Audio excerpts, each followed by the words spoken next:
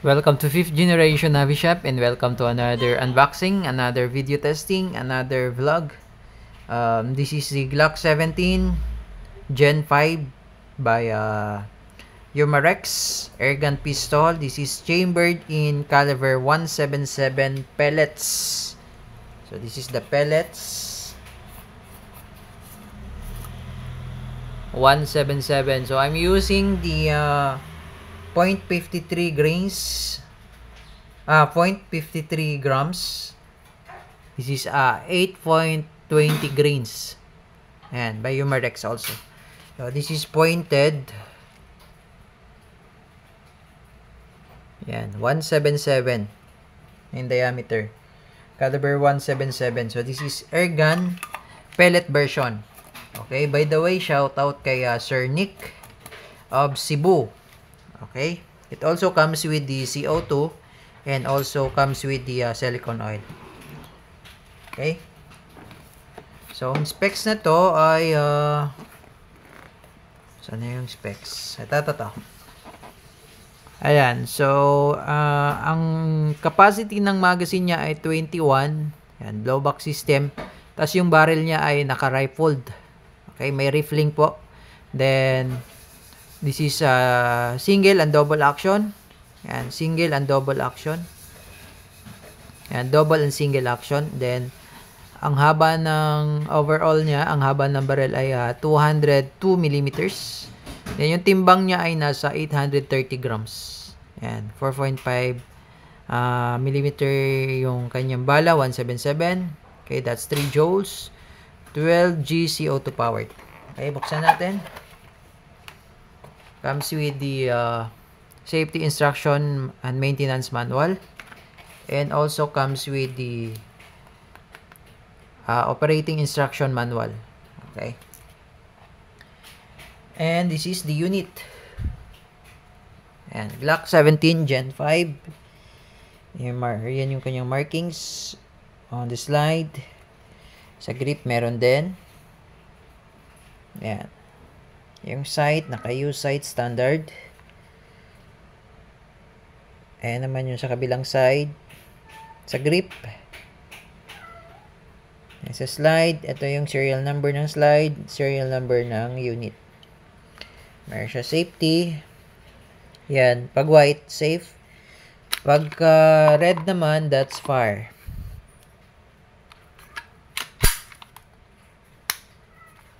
Yan. That's fire. Medyo malalim lang ang trigger niya. And pag nakasalpak yung magazine, medyo matigas yung trigger dahil nga belt type siya. Kailangan niya kasing iikot to. So, iikot. Pag bago, matigas. Pero katagalan, lumalambot naman siya. Kailangan niyang iikot para lumabas yung bala. No? So, medyo matigas. So, ang diskarte lang yan, kaya wala naman itong bala. Ang diskarte lang yan, sir. Ang gawin nyo, medyo iti-trigger nyo muna siya ng half, no? Mapapansin nyo, parang mararamdaman nyo yung brake. Yan. Yan. So, may brake na siya, tsaka mo siya ipapasok. Yan. So, ganyan ang diskarte nun. Kailangan mo muna siyang i-trigger ng half. Yan. Pag na-sense mo yung brake, no, parang brake ng wall, then tsaka mo siya ididiretso. Yan. Kasi pag inano mo siya, diniretso mo siyang kalabit, medyo matigas eh. Yan. Tigas. Kailangan, i-half mo muna, then pasok. Ayan. Wala naman tong bala. Okay? So, paglalagay naman ng bala, eto, nilagyan ko na po siya ng CO2. Madali lang naman actually paglagay ng CO2. Parang yung sa steel BBs lang din. Slide mo lang yan. Luwagan mo siya. Meron siyang kasamang hex screw. Then, pasok. Yan lang. Then, balik. Push mo lang. Tapos, paglalagay ng pellets, eto, meron siyang lock. Eto. Yan. Yung kulay itim na yan. So, ang gawin nyo, push mo siya. Ganyan yung pacing niya. Push mo siya dito, ito. Yan. Then, dito mo ipapasok yung pellets.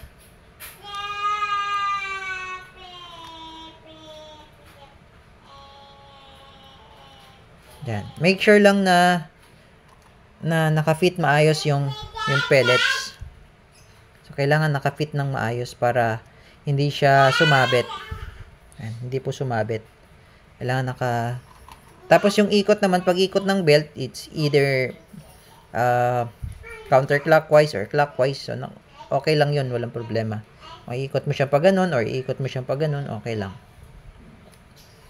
Yan. So, this is 21 rounder capacity. Ayan. Tapos, pag nakasalpak siya sa yan, halimbawa, napuno na siya, no? Tapos, ibabalik nyo lang yung lock. Ayan. Push nyo lang tong sa kabila naman.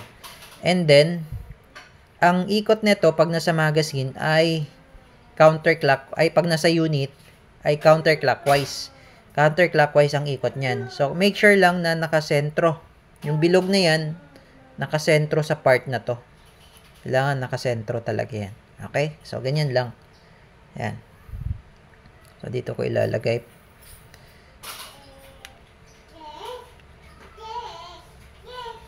Yan.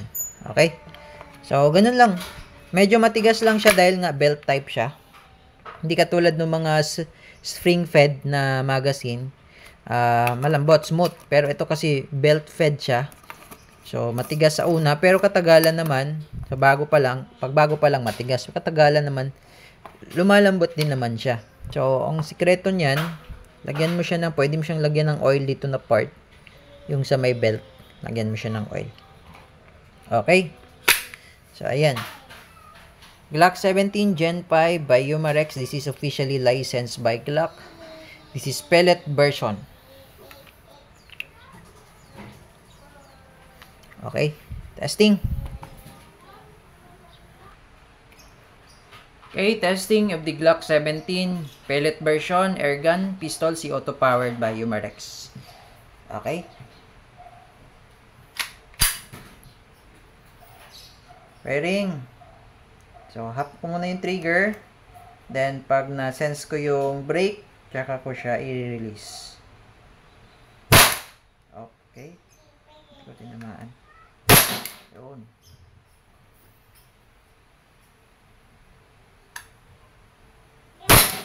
Yun. Then, after nyo siyang iputok, kailangan nyo siyang i-reset, no? Kailangan i-release mo yung trigger para umikot yung belt. Kasi pag hindi nyo siya binitawan, no? Pag pinutok nyo siya, tapos hindi nyo binitawan yung trigger, naka-half lang siya, hindi umiikot yung belt. No? Hindi siya magre-reset.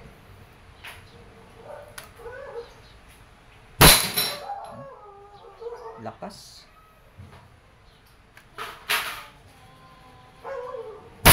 Okay, wala na. So, dahil belt-fed siya, wala siyang spring, yung magazine, so hindi siya mag-open slide.